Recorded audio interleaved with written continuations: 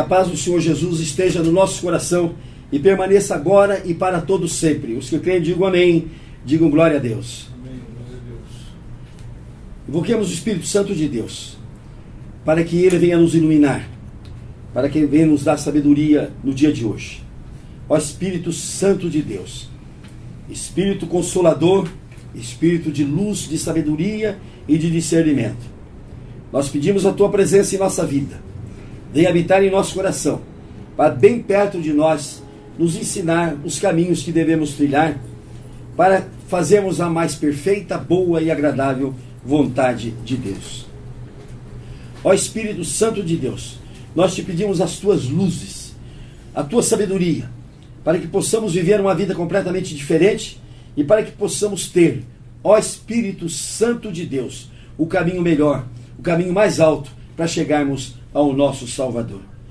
Ó Espírito Santo de Deus, nós entregamos nas Tuas mãos o nosso dia, para que Tu o dirijas, para que Tu o ilumines.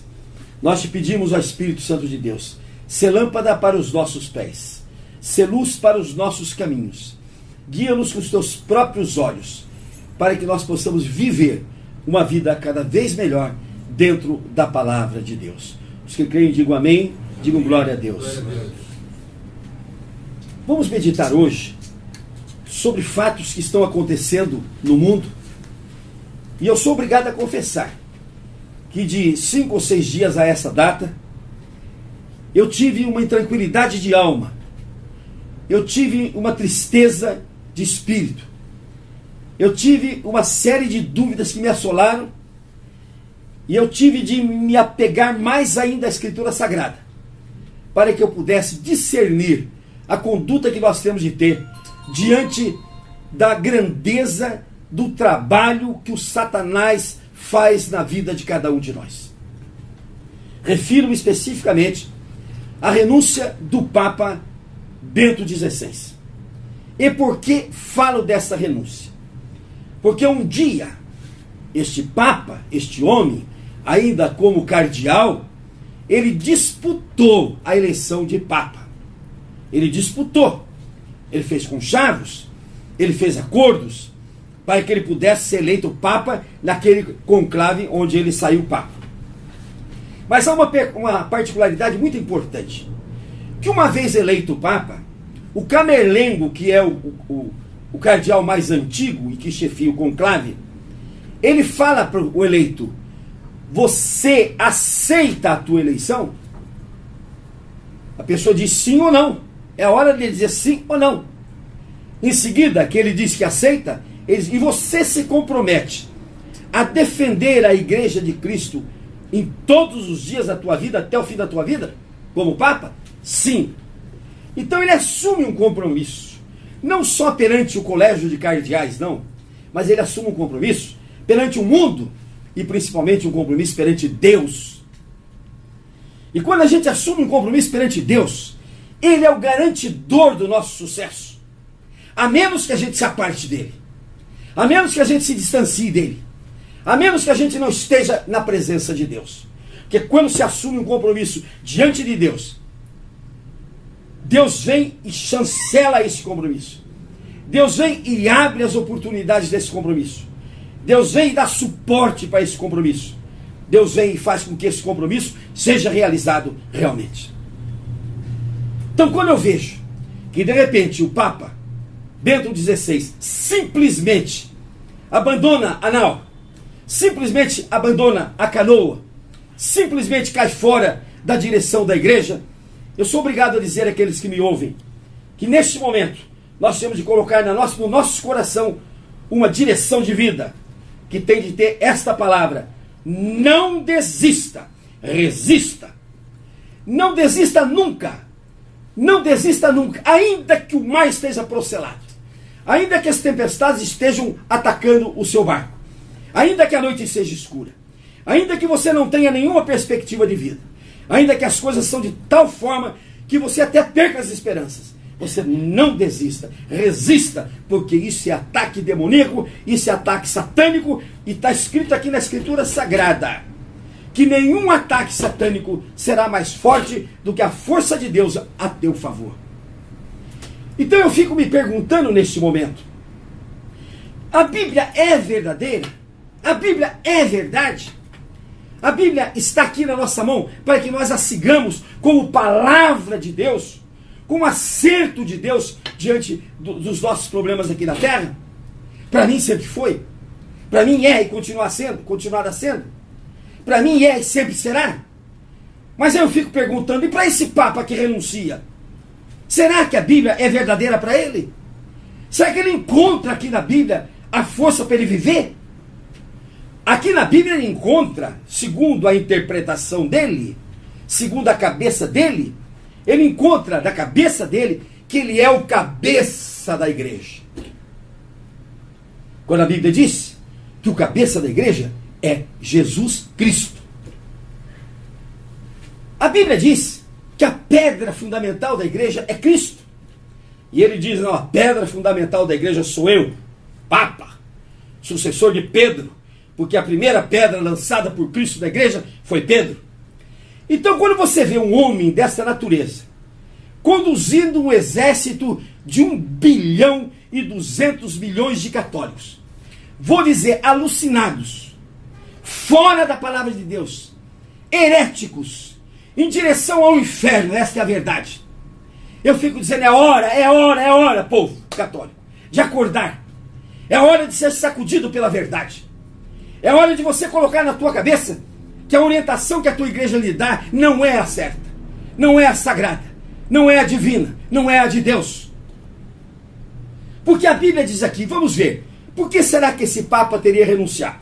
Primeiro motivo que se dão é porque ele estaria com a sua saúde abalada e porque ele está com idade avançada. Vamos com o ateísta. O que diz a Escritura Sagrada? O Deus é o que sara. O Deus é o que sara. Então o Deus dele não é aquele nosso que sara. A Bíblia diz que Jesus passou nessa terra curando a todos quantos foram a ele. Ninguém saiu da presença de Jesus sem ser curado. Todos que compareceram à presença de Jesus foram curados. Até uma mulher que apenas tocou na sua veste foi curada. Todos que se aproximaram de Jesus foram curados. E por que será que esse Papa não crê na sua cura? Por que será que esse Papa não crê que a sua doença possa ser jogada fora pelo poder de Cristo, pelo poder de Deus? Porque ele não acredita na Bíblia. Porque ele não tem a Bíblia como seu fundamento. Porque ele não tem a Bíblia como uma direção de vida que fala que o nosso Deus é o que sara, é o que cura. E que Jesus veio à terra e curou a todos quantos chegaram a ele. Então a doença não é motivo para nenhum homem que se diz de Deus deixar de trabalhar. Aí vem a velhice. Aí ele foge da Bíblia. Aí ele não conhece mais a Bíblia. Porque se nós formos no Salmo 92, está escrito assim: o meu justo, plantado no átrio do Senhor, crescerá como o cedro do Líbano, florescerá como o cedro do Líbano, e na velhice produzirá frutos no verdor, no ardor e na seiva. E diz Isaías, no capítulo 56, e aos 100 anos morrerão como jovens. Então esse Papa não conhece a Bíblia, não sabe aonde buscar, não sabe a quem buscar. E a prova que não sabe a quem buscar e onde buscar é clara. Porque aonde esses papas vão buscar, pretendem buscar a sua força? Em Fátima, em Lourdes, em Aparecida, em Aquirupita, em idolatria que Deus condena, que diz que Deus diz que é maldição, aí que eles vão buscar a pretensa força com que eles querem vencer as dificuldades e desconhecem a Bíblia, desconhecem a promessa de Deus, não creem na promessa de Deus, não só não creem, como não sabem, não conhecem a promessa de Deus. Se conhecera a promessa de Deus, eles estariam buscando Deus, estariam buscando Jesus, Estariam buscando aquele que cura, aquele que sara, aquele que dá força, aquele que dá vigor, aquele que faz com que o velho floresça, com que o velho cresça, com que o velho tenha seiva, tenha vigor. E não o velho que se amontoa, que cai. Que exemplo esse Papa dá para os velhos dessa terra? Desistam, abandonem, larguem o que vocês estão fazendo, porque aos 85 anos vocês não prestam mais para nada. Eu, diz o Papa, vou me recolher agora a um mosteiro. Aliás, o recolhimento a mosteiro, me perdoem dizer agora, é a minha opinião, é a maior covardia que um homem pode fazer nessa terra. Porque o mundo está aí para a gente enfrentar. O mundo está aí para a gente resistir ao demônio. O mundo está aí para a gente vencer.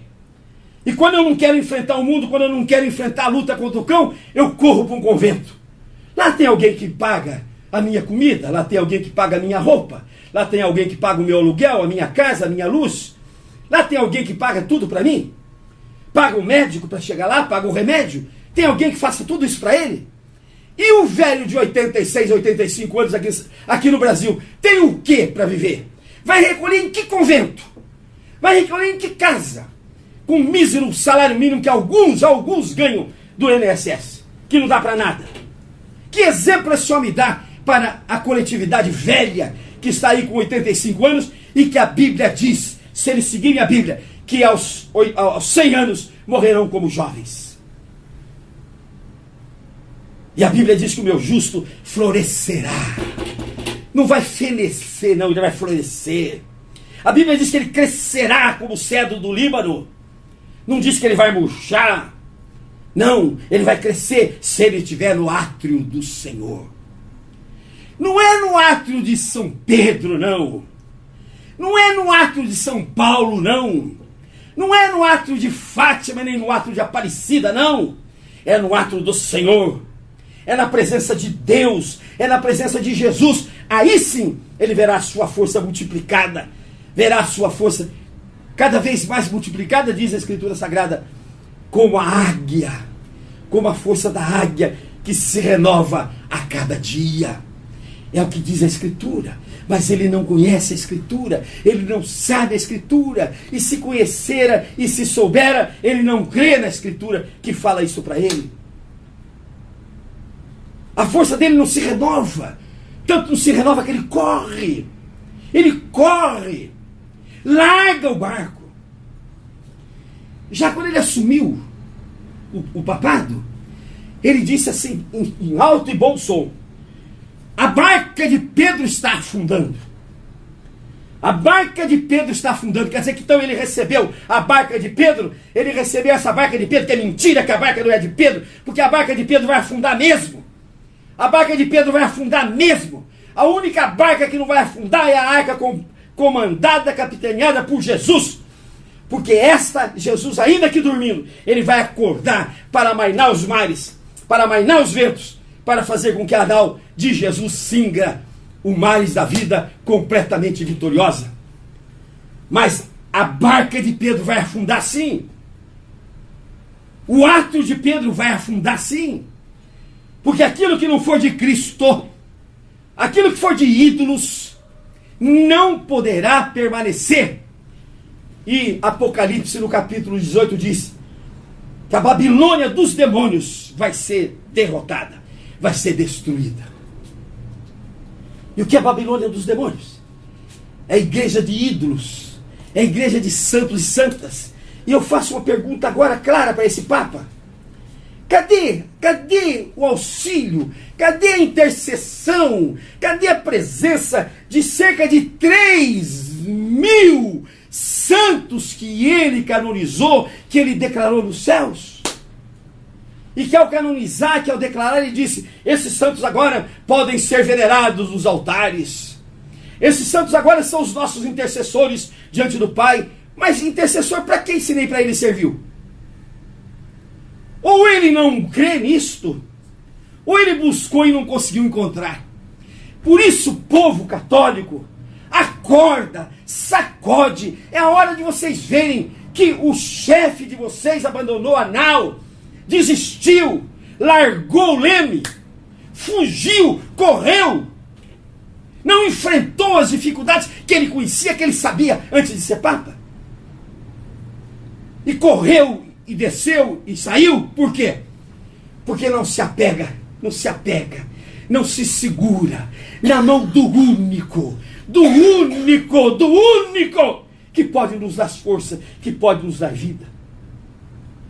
Ele busca desesperada a mãe das Marias de Fátima, das Maria da Graça, Maria da Glória. Ele busca as mãos desesperadas dessas santas todas, de 3.000 santos que ele declarou nos céus, mas a mão vencedora, a mão de Cristo, ele não pega. E ele se diz representante de Cristo aqui na terra. Oh, meu santo Deus, que representante Jesus foi arrumar nessa terra. Paulo diz: sede meus imitadores, assim como eu sou de Cristo. E eu queria lembrar agora um episódio de Jesus. Jesus, o Filho de Deus, ilibado, sem pecado, sem nenhum erro, sem nenhuma culpa. Ele se dispõe a morrer por mim, a morrer por cada um de nós, a morrer por todos aqueles que estão nos ouvindo. Ele se dispõe a fazer esse pecado por nós. E ele no Horto das Oliveiras dá o desespero nele. Dá o desespero nele como homem. E ele diz: Pai, se for possível, Pai, afasta de mim esse cálice, Pai. Mas se não for possível, Pai, seja feita a tua vontade. E Jesus sua sangue naquele momento de depressão, de aflição, de angústia. E esse Papa não chega a suar nem suor. E corre. Não segue Cristo. Não segue o exemplo. Por que ele não segue Cristo? Porque ele não conhece Cristo. Porque ele não tem conhecimento de Cristo. Porque ele não tem vida com Cristo. Porque não está ligado a Cristo. Corre, larga, abandona 1 bilhão e 200 milhões de católicos, dizendo que não tem saúde, dizendo que não tem forças, e o irmão dele faz uma confissão dramática, terrível. O irmão dele, aquele padre alemão, velho já, ele diz: o que faltou para o meu irmão foi força espiritual. Meus amigos, nós somos um corpo. Nós somos um espírito, aliás, dentro de um corpo. E nós só podemos viver nessa vida se nós tivermos um espírito forte, um espírito alimentado pela palavra de Deus, um espírito vivificado pela palavra de Deus, um espírito tonificado por Jesus, um espírito vivificado pela força do sangue de Jesus. Só assim nós conseguiremos viver esta vida. E quando um Papa desse, no mais alto grau da Igreja Católica, ele corre, ele foge, ele larga, ele abandona a nau de Pedro, é porque ele não chegou a se tonificar, ele não chegou a se fortalecer, ele não chegou a ter a vida espiritual que é necessária para cada cristão viver. Cristão, gente, não é aquele que se diz cristão, não. Não é aquele que é aplaudido como cristão, não. Não é aquele que se fala que é cristão, não. Cristão é aquele que, de verdade, ele é entranhado com Cristo. Ele tem Cristo dentro dele. Ele e Cristo são uma só pessoa. Os dois vivem uma coisa só. Isso é o verdadeiro cristão. É aquele que é convertido em Cristo. É aquele que é nascido de novo. É aquele que tem uma nova vida. E esta nova vida se chama Jesus Cristo. Este Papa que disse que representava Cristo foi um péssimo representante, que não teve coragem de enfrentar a luta como Cristo enfrentou. Mas ele disse que ele é sucessor do trono de Pedro. Mas que trono é esse que Pedro teve, gente? Quem foi que inventou um trono para Pedro? Quem foi que destronou Jesus? Tirou Jesus do trono e colocou Pedro. Está aí o resultado. Está aí o resultado. Está aí o que nós estamos vendo. Destronou Cristo, tirou Cristo do trono, tirou Cristo de cabeça da igreja, tirou Cristo de pedra fundamental da igreja e colocou Pedro como pedra fundamental, e colocou o Papa como cabeça da igreja. Olha o desastre, olha a coisa errada que aconteceu. A igreja agora é completamente acéfala, numa briga infeliz de cardeais. Olha só o que diz aqui uma articulista chamada Laura Greenhalgh. no jornal O Estado de São Paulo, no dia 12 de fevereiro. Olha o que ela diz aqui. E preste bem atenção, povo católico, para vocês saberem onde vocês estão andando. A Cúria Romana é uma fogueira de vaidades, administrada por todos aqueles celibatários não integrados ao mundo, não integrados à realidade, brigam até pela proximidade física do Papa, para ver quem fica mais perto dele. Coisas assim. Acho tudo isto um horror. O Colégio de Cardeais, hoje, é formado majoritariamente por conservadores. E o que se vê lá dentro é a ausência de mentes brilhantes e proféticas. Na média, são despreparados e preguiçosos. Talvez votem na linha da continuidade, até para não ter o trabalho de enfrentar a mudança. Agora a igreja também surpreende. Então vejam bem que coisa interessante. A opinião que se faz do colégio cardinalício. Católico, meu prezado católico, só Deus pode salvar vocês. Só Jesus pode salvar vocês. Só Jesus pode trazer vocês para o redil dele. Saiam do redil de Maria, do redil do Papa, do redil de Pedro. Saiam desse redil e venham para o redil de Cristo. Venham para o redil de Deus, de Cristo. Este sim é o redil seguro. Porque veja bem, se nós temos um colégio cardinalício nessas condições, como ela diz aqui, e essa não é a opinião só dela não, é a opinião também de Leonardo Boff, ele diz assim, que são despreparados, são preguiçosos, são vaidosos, são pessoas que estão ali gozando a vaidade, gente. E é daí que vai sair o próximo Papa. E é daí que vai sair o próximo. Se este, que tinha alguma experiência, que tinha pelo menos alguma tradição, não deu conta, imagine o que vem agora pela frente. Imagine o que vem agora pela frente. Aí o católico vai dizer assim, não, mas o Espírito Santo vai estar presente na igreja. Quer dizer que até agora não esteve? Quer dizer que até agora não fez nada? Quer dizer, quando esse Papa resolveu largar o barco e sair e correr, o Espírito Santo não falou nada? O Espírito Santo não deu um puxão de orelha, vem cá, mocinho, vem cá, mocinho. Não, ele nem lembrou de falar com o Espírito Santo. Ele nem lembrou de pedir o apoio de Cristo. Ele nem lembrou de chamar Cristo.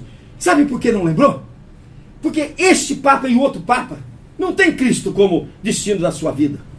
O Papa João Paulo II, ele tinha um escudo dele que dizia assim, totus tuus, Maria. Sou todo teu, Maria. Sou todo teu, Maria. Ele dizia no escudo dele, que é a mesma coisa que está no escudo desse Papa agora. Olha, quem é todo de Maria não é de Cristo.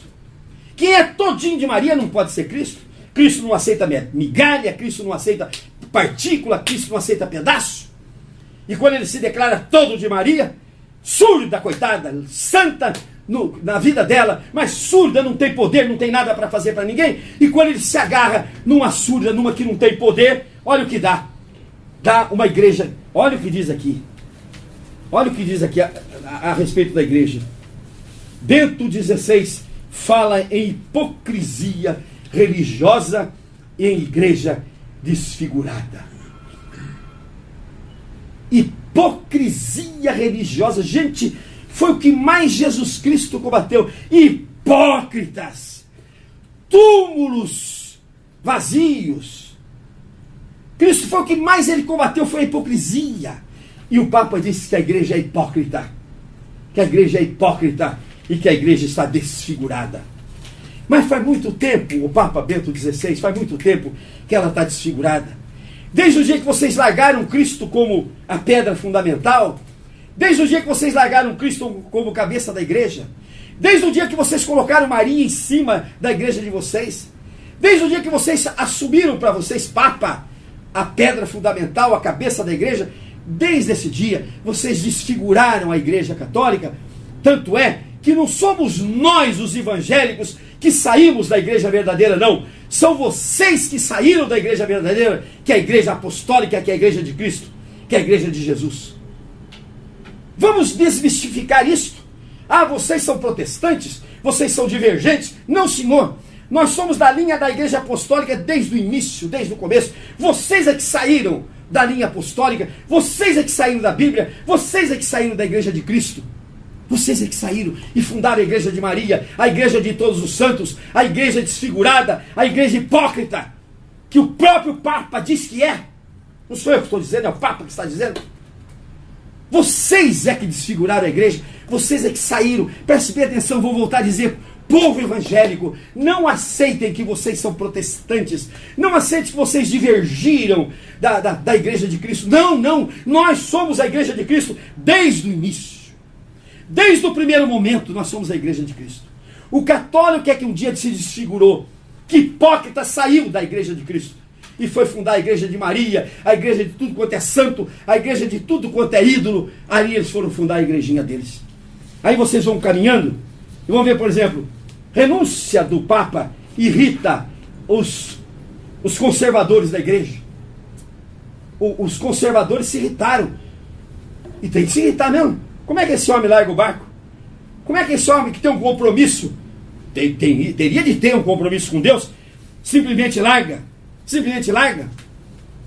Simplesmente deixa? Aí ele confessa o quê? Ele confessa que a igreja está dividida. E todas as entrevistas dizem que existem lá dois cardeais que comandam dois pontos fundamentais da igreja completamente contrários entre si. Aí eu pergunto, e eu quero ver a resposta. Se a Bíblia é uma só, se a Bíblia é uma só, como é que pode haver duas cabeças divergentes dentro de uma igreja que se diz igreja cristã, se eles estiverem obedecendo a Bíblia? Mas não estão obedecendo a Bíblia porque são hipócritas, segundo o próprio Papa Bento XVI, porque são desfigurados, segundo o próprio Papa Bento XVI, porque não estão dentro da Escritura Sagrada, porque não seguem a Escritura Sagrada, porque não obedecem a Escritura Sagrada, porque não seguem a trilha daqueles que vieram primeiro. E vamos dar algum exemplo de quem veio primeiro? Noé. Vamos começar por Noé. Noé, um dia recebe com 500 anos, Papa 16. Com 500 anos ele tinha. Não era 85 anos, não. Com 500 anos, ele recebeu a missão de fazer a Arca de Noé. 100 anos ele passou a construir aquela arca. 100 anos ele passou a construir aquilo, sob gozação do mundo, sob gozação de todo mundo que passava ali. Aquele homem lunático, construindo um anal onde não tinha água, onde não tinha chuva, onde não tinha lago, onde não tinha nada. E ele construindo um anal. Deus me mandou fazer, eu estou fazendo. Deus me mandou fazer, ele tem um princípio, ele tem um propósito na minha vida e eu vou fazer. Ele tinha 500 anos, o Papa Bento XVI, e não 85. E não 85. Aos 600 anos ele termina a arca. E ele se salva naquela arca junto com a sua família. E veja bem, e sai da arca e vai reconstruir o mundo. Imagine a desolação que havia no mundo quando ele saiu daquela arca. Olhou o mundo, todo mundo morto, sem nenhuma vida, sem nada, só aquelas pessoas. Imagine a desolação dele, só 8 pessoas no mundo, o resto tudo morto. Nem assim ele desanimou. Vamos um outro exemplo. Moisés, o Papa Bento XVI, ele recebeu a missão de tirar o povo do Egito quando ele tinha 80 anos, Papa. Ele recebeu a missão de tirar o povo do Egito quando ele tinha 80 anos, Papa. E ele recebeu a missão de tirar 3 milhões de pessoas que estavam dentro do Egito naquela época. E saiu pelo deserto, Papa, onde não tinha água, não tinha alimento, onde não tinha nada, Papa, mas na fé em Deus, na fé daquele que o mandou fazer aquilo, na fé em Deus, que lhe faltou quando largou o barco de Pedro. E Moisés sai por aquele deserto afora. Quanta murmuração, Papa Bento XVI, Moisés viu ao seu redor. A sua própria irmã, Papa, Miriam, divergiu dele, se revoltou contra ele. O seu próprio irmão Araão se revoltou contra ele. Mas ele continuou firme. Foi essa missão que Deus me deu e eu vou cumpri-la. Eu vou cumpri-la. E quando faltava para ele coragem, quando faltava para ele força, quando faltava para ele vigor, ele ia a Deus e dizia: Senhor, Senhor, me acorde, Senhor. Senhor, me acorde, Senhor. Senhor, venha até mim. Senhor, venha comigo. E quando se levantou gente contra ele, ele falou: agora vamos ver. Vamos ver do lado que Deus está. Olha a coragem de Moisés. Vamos ver do lado que Deus está. Se ele estiver do meu lado, ele vai me proteger. Se ele estiver contra vocês, ele vai acabar com todos vocês agora. E 250 pessoas sumiram da terra. Papa, nesta hora, se você é de Deus, se você crê em Jesus, vai a Jesus, vai a Deus e diga: Senhor, eu quero a tua força, eu preciso da tua força. Mas não, corre, corre, coisa mais feia, simplesmente corre. Aí vem o povo todo com dó, coitadinho, velhinho, judiação, né? O povo fica apiedado, o povo fica piegas. E tem aqui um artigo em que ele é aplaudido pelo povo. Fiéis despedem com vivas e aplausos. Aplaudindo o quê, povo?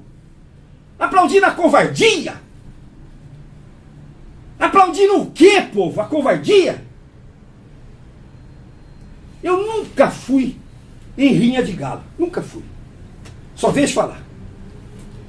Mas lá, quando se põe na rinha um galo vencedor e se põe um galo corrido, como chamam, um galo corrido, né? Não se tira o galo corrido. Ele vai até morrer lá pelo galo vencedor. E ele recebe vaia. Ele recebe vaia. O aplauso é para o vencedor. O aplauso não é para o corrido, não. Vamos dar um outro exemplo. O próprio Paulo. Vamos ver aqui em Atos dos Apóstolos, no capítulo 20. Atos dos Apóstolos, no capítulo 20. Olha o que diz Paulo aqui, Atos dos Apóstolos, no capítulo 20, no versículo 22. E agora, constrangido em meu espírito, vou para Jerusalém, não sabendo o que ali me acontecerá, senão que o Espírito Santo, de cidade em cidade, me assegura que me esperam cadeias e tribulações. Porém, em nada considero a vida preciosa para mim mesmo, contanto que complete a minha carreira e o ministério que recebi do Senhor Jesus para testemunhar o Evangelho da graça de Deus. Oh, Papa, se o senhor tivesse lido isso aqui, se o senhor tivesse visto a pureza de Paulo, dizendo: olha, agora eu estou constrangido do Espírito, agora eu estou abatido do Espírito, agora eu estou atribulado, agora eu estou cansado, agora eu estou completamente desiludido, mas nada disso me faz parar, vou a Jerusalém. E naquele tempo, Papa, não se ia a Jerusalém de avião, não se ia de Papa móvel, não se ia de carro com ar-condicionado, não, ia no P2, ia no P2. E ele foi dizendo: o Espírito Santo há de me mostrar. Sei que vão me esperar cadeias, tribulações, vão me esperar um monte de sofrimento, mas vou lá enfrentar tudo isso. Vou lá enfrentar tudo isso. Veja o exemplo de Paulo. Veja o exemplo de Paulo. Mas vamos mais um pouquinho à frente, vamos em Filipenses, no capítulo 3. Olha o que Paulo diz no capítulo 3 de Filipenses. Coisa mais linda que Paulo diz aqui em Filipenses, no versículo 12, que ele fala da soberana vocação de Paulo. A sua vocação, o Papa Bento XVI, não é tão soberana assim. Tanto é que você larga, você deixa.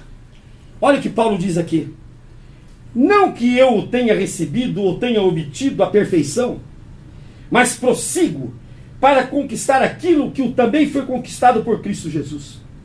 Irmãos, quanto a mim, não julgo havê-lo alcançado, mas uma coisa faço, esquecendo-me das coisas que para trás ficam, e avançando para as que adiante de mim estão, prossigo para o alvo, para o perfeito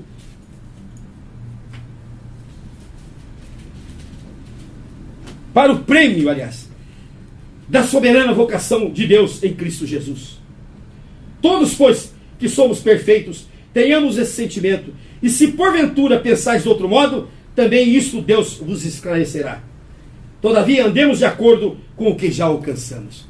Ora, Papa, Paulo diz: vou para Jerusalém, sei que me espera sofrimento, tribulação, sei que os meus vão me trair, sei que os adversários vão querer me matar, sei que eu vou passar por cadeias, por tribulações, vou passar por tudo isso, mas vou, e prossigo para o alto, deixando o que está para trás, e prossigo para o alto em busca do prêmio que Jesus me prometeu.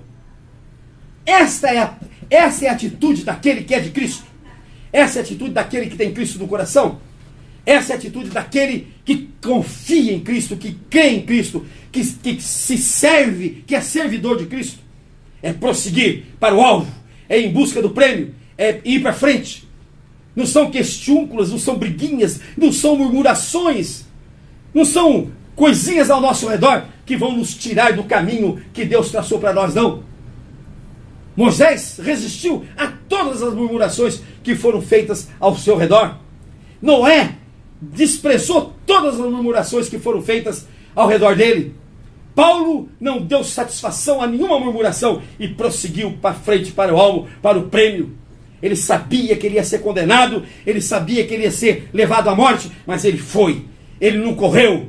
Ele podia lá, no momento em que ele fez essa carta aos Filipenses, dizendo: como eu vou morrer lá em Jerusalém, como me espera muita dificuldade, muita dor, como eu já estou velho, eu vou arriar a mochila aqui mesmo, vou ficar aqui mesmo, vou desistir aqui mesmo, e vocês arrumem para mim uma casinha para eu morar até o fim da minha vida.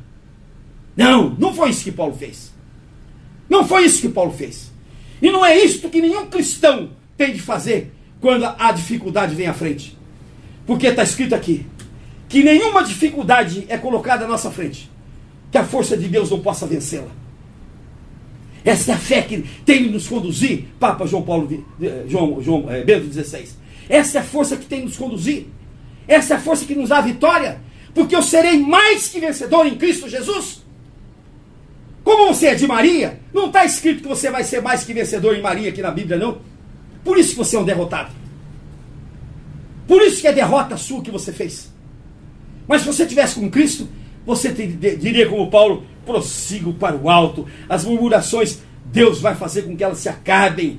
Quando Moisés sofreu murmuração, ele chamou a Deus e disse: olha, o Senhor me colocou nesse cargo aqui, agora o Senhor veja os meus inimigos. Se for responsabilidade minha, me condene. Se for deles, que eles sejam condenados. E Deus compareceu e destruiu os inimigos de Moisés. Assim, Papa Bento XVI, não há nenhuma motivação para o senhor simplesmente abandonar o barco e dizer que forças ocultas, né? E dizer que a tua doença, que a tua enfermidade, não, foi falta de fé mesmo, foi falta de crer na Escritura Sagrada, foi falta de conhecê-la, foi falta de colocá-la na sua vida. O que Tiago diz na sua epístola, no capítulo 1, já de cara? A nossa fé não tem que ser fé só de palavra, não. Tem que ser fé de ação, fé de atos. Não adianta eu pregar o Evangelho de Jesus, meus queridos irmãos e nosso Senhor Jesus Cristo. Nada disso funciona. Funciona a tua ação, o teu gesto, a tua força de vida, a tua coragem de enfrentar a vida. Isso é que funciona, isso que é exemplo, isso que é Evangelho pregado. Não é correr simplesmente e largar os 1,2 bilhão de fiéis completamente espantados pelo ato que o Senhor fez. Mas que Deus ilumine, para que o povo católico veja cada dia mais a verdade que cerca a igreja deles. Uma igreja herética, uma igreja que não é de Deus, uma igreja que não é de Jesus, uma igreja que é mariana, uma igreja que é idólatra, uma igreja que é de todos os santos, mas não é de Cristo. Uma igreja em que a cabeça não é Cristo. Uma igreja em que a pedra fundamental não é Cristo. A igreja em que a pedra fundamental é Pedro e é o Papa, que a cabeça é Papa e cabeça degolada, ele próprio se enforcou, ele próprio se suicidou, ele próprio arrancou a cabeça da igreja, né? E agora estão em busca de outra cabeça. E a contar por esse comentário aqui que o colégio cardinalício é feito de vaidades, de preguiçosos, de despreparados, eu quero pedir ao povo católico que coloque como cabeça da igreja Cristo, porque esse é preparado, esse é corajoso, este é forte, este é sábio, este é o Todo-Poderoso, e só com ele nós seremos mais que vencedores. Os que creem, digam amém, amém. Digam glória a Deus. Glória a Deus. Vamos orar agora para que todos os católicos conheçam a verdade cristã de verdade, conheçam a Cristo de verdade, conheçam a Escritura Sagrada de verdade e coloquem na Escritura Sagrada toda a sua força, toda a sua esperança, toda a sua expectativa. Espírito Santo de Deus, nós te pedimos agora, Espírito Santo de Deus, que tu ilumines especialmente o povo católico, que ilumine especialmente o povo católico que enganado se diz cristão, quando na verdade ele é mariano, quando na verdade ele é de todos os santos, quando na verdade ele é herético, é idólatra, mas que, ó Espírito Santo de Deus, as suas luzes, a sua sabedoria caia sobre o povo católico, para que eles conheçam a verdade da Escritura, para que reconheçam que a pedra fundamental da igreja não é o Papa e não é Pedro, é Cristo Jesus, para que eles coloquem como cabeça da igreja não o Papa, mas Cristo Jesus, e para que eles saiam da barca de Pedro e entrem na barca de Jesus Cristo, para que sejam salvos dessa terra terrível, para que sejam salvos da ação de todos os demônios. Ó Espírito Santo de Deus, é o que nós te pedimos em nome do Senhor Jesus. Os que creem, digam amém, amém. Digam glória a Deus. Glória a Deus. Vamos orar agora o Pai Nosso. Pai nosso que estás no céu, santificado seja o teu nome. Venha a nós o teu reino. Seja feita a tua vontade, assim na terra como nos céus. O pão nosso de cada dia nos dai hoje, e perdoa as nossas dívidas, assim como nós perdoamos aos nossos devedores, e não nos deixes cair em tentação, e nos livra, Senhor, de todo mal, porque teu, Senhor, só teu, é o poder, o reino, a honra e a glória para todos sempre. Amém. Vamos aplaudir o Senhor Jesus?